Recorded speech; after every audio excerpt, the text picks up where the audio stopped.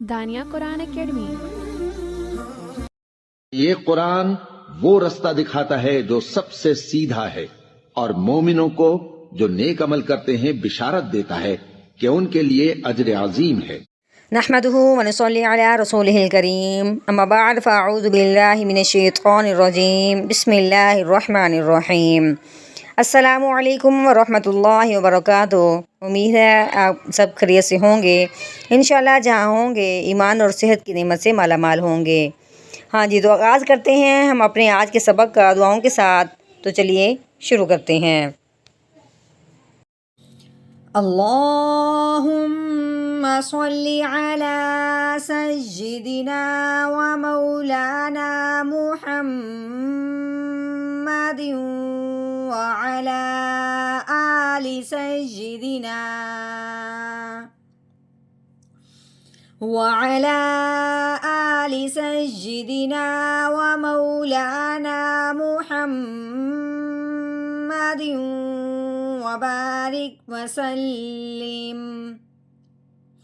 رب اشرح لي صدري ويسر لي أمري واحلل عقدة من لساني يفقه قولي۔ رب زدنا علما رب زدنا علما رب زدنا علما۔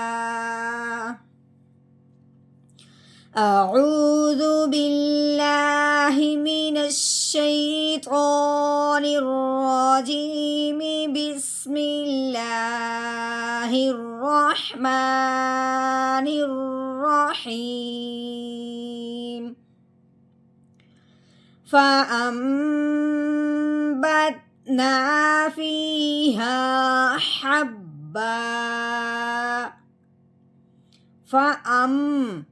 فا کے اوپر زبر لگی ہوئی ہے، فا زبر فا، آگے یہ الف ہے، الف کے اوپر کیا لگی ہوئی ہے؟ زبر۔ الف کے اوپر زبر زیر پیش آ جائے اس الف کو الف نہیں پڑھتے، اس الف کو حمزہ پڑھتے ہیں۔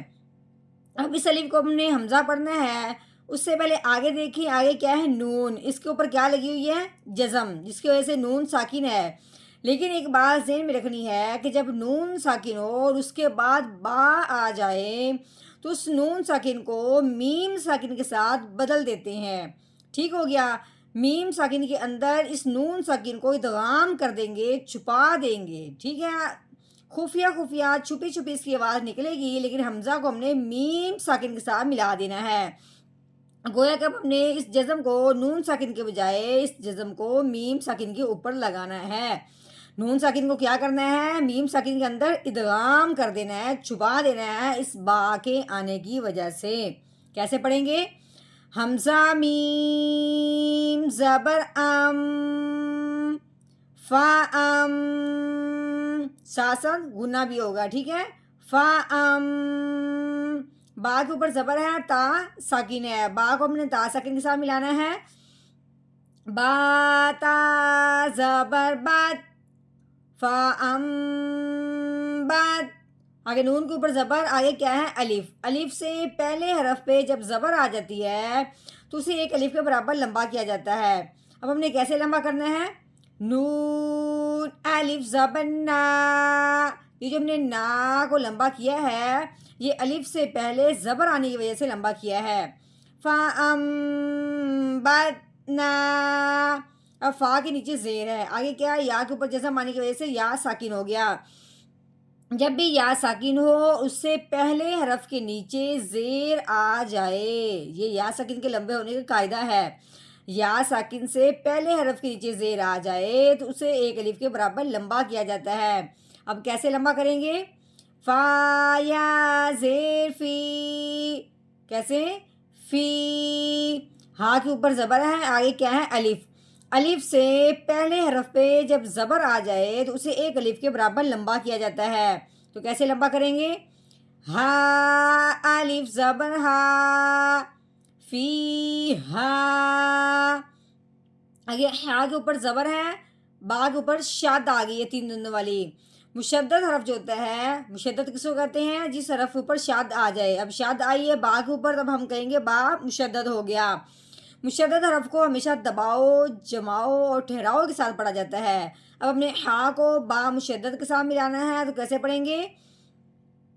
ہا با زبر حب، حب دبا دیا، ٹھیک ہے. با دو زبر بن، حبن. اب آگے وقف آئے ہیں، یہ جو گول دائرہ ہے اس کو وقف کہتے ہیں. یہ وقف کی صورت میں آخر والا جو حرف ہوتا ہے اس میں کچھ نہ کچھ تبدیلی ہو جاتی ہے اگر وہ ساکن نہ ہو. اب یہاں پہ یہ کیا ہے؟ ساکن نہیں ہے، ٹھیک ہے. اس کے اوپر دو زبر لگی یعنی کہ با کے اوپر تنوین ہے. اب جب تنوین ہو اور آگے وقف ہو تو پھر ہم نے کیا کرنا ہے؟ ایک زبر کو گرا دینا ہے وقف کی وجہ سے، پیچھے رہ جائے گی ایک زبر، ٹھیک ہے. ابھی ہم نے پیچھے کیا پڑھا ہے؟ الف سے پہلے حرف پہ زبر آ جائے، جب ایک زبر گرائیں گے پھر پیچھے الف سے پہلے صرف ایک زبر آ جائے گی. تو پھر جب ایک زبر ہو الف سے پہلے تو اس کو کیا کیا جاتا ہے؟ اس پہ لمبا ہونے کا قاعدہ جاری ہو جاتا ہے. تو کیسے لمبا کریں گے؟ آگے وقف، حبا، حبا، فَأَنبَتْنَا فِيهَا حَبًّا.